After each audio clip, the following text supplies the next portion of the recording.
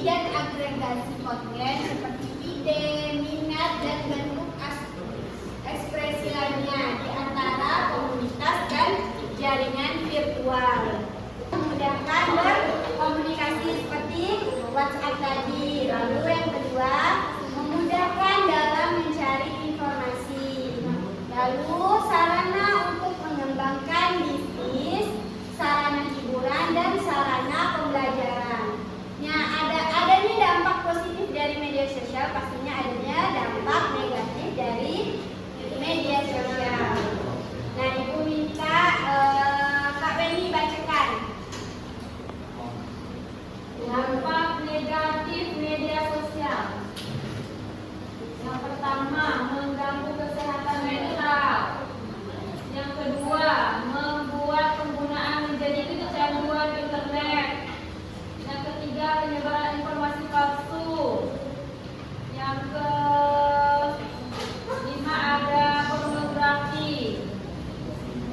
Nah, terima kasih. Nah, setelah kita mengetahui dari dampak positif dan negatif dari bermain media sosial, tentunya ada dalil nafli ada menggunakan media sosial.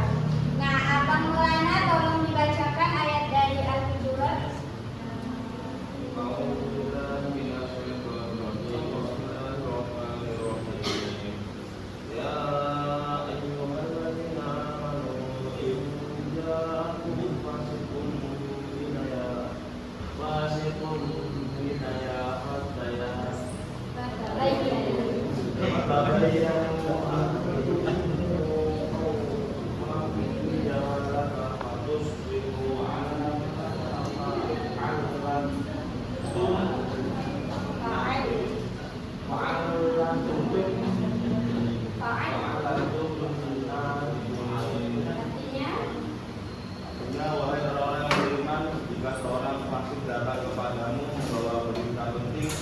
Maka telitilah kebenarannya agar kamu tidak mencelakakan suatu kaum karena ketidaktahuanmu yang berakibat kamu menyesal di perbuatanmu itu. Termasuk di dalamnya mendapatkan informasi dari media sosial, maka perlu dicek kebenarannya informasi yang kalian terima. Pengecekan informasi tersebut bisa menanyakan ke pemberi informasi atau mengecek ke sumber-sumber resmi yang bisa dipertanggungjawabkan. Nah, terakhir ada menggunakan media sosial sendiri. Yang pertama, tidak menyaksikan bahkan menyebar konten yang tidak sesuai syariat Islam. Yang kedua, menggunakan media sosial dengan sewajarnya, memanfaatkan fitur-fitur yang terdapat di media sosial dengan positif. Yang ketiga, menyebarkan pesan dan informasi benar juga bermanfaat.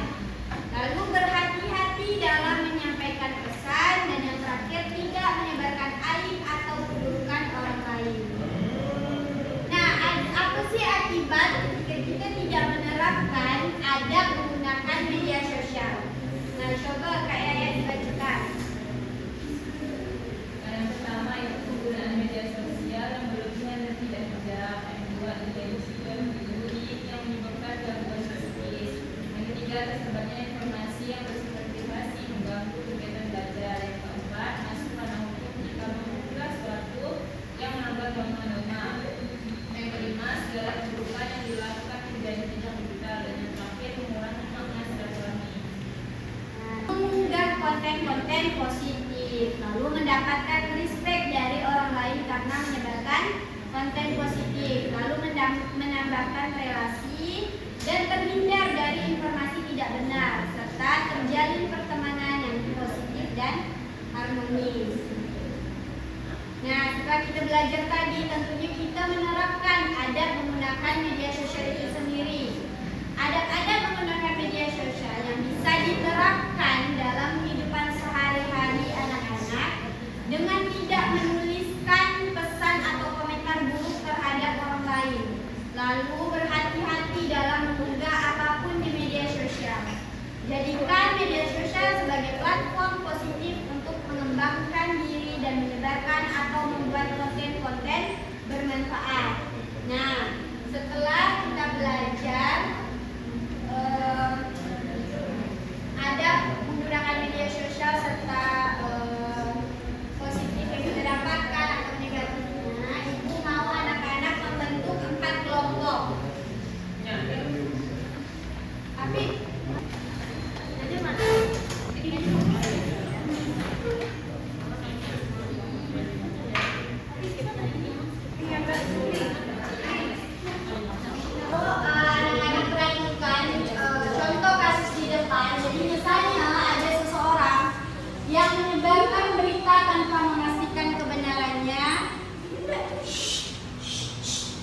kebenarannya sehingga menimbulkan kesalahpahaman di masyarakat.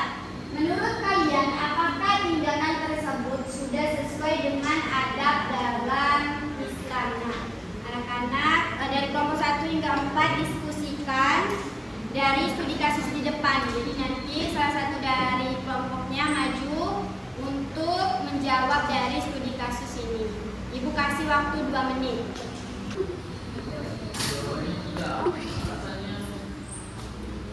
Diskusi.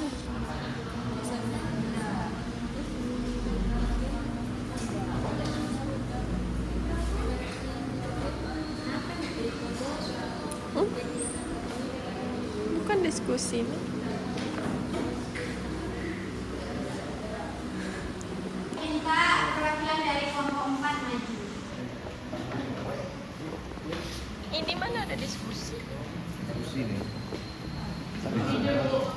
Nah, jadi dalam perspektif Islam menyebarkan suatu kebohongan itu tidak boleh karena sudah diatur dalam Al-Quran surah Al-Baqarah ayat 191 yang berbunyi A'udzu billahi minasyaitonir rajim. Bismillahirrahmanirrahim.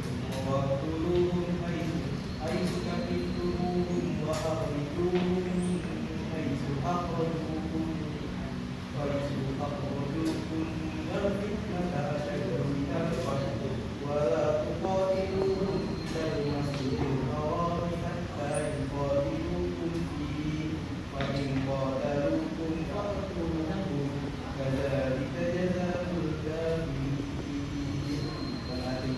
dan bunuhlah mereka di mana kamu temui mereka, bunuhlah mereka dari mana mereka telah mengusir kamu, dan fitnah itu lebih kejam daripada pembunuhan.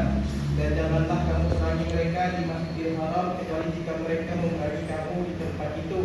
Jika mereka memerangi kamu, maka perangilah mereka. Demikian balasan bagi orang kafir. Yang dulu.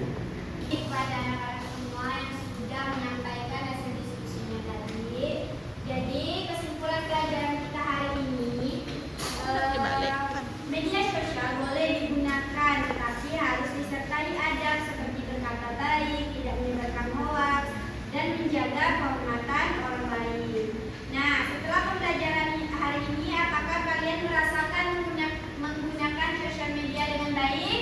Insyaallah sudah. Nah, perilaku apa yang ingin kalian ubah ketika sudah mendapatkan pelajaran ini, ketika menggunakan media sosial ke depannya? Jangan jadi tukang pipa textbook. Nah, jangan suka apa? Jangan suka Pipa teks. menyebarkan hoaks juga. Penting menjadi anak. Nah, semoga materi hari ini dapat bermanfaat untuk kita semua. Kedepannya kita dapat menggunakan sosial media dengan baik. Nah, sebelum kita tutup pembelajaran hari ini, mau kalian balik ke tempat duduknya dengan rapi dan tanpa suara. Balik, balik, Ya. balik.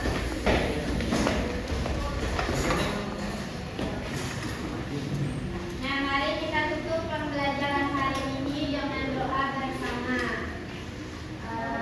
Mengucapkan alhamdulillah. Alhamdulillah.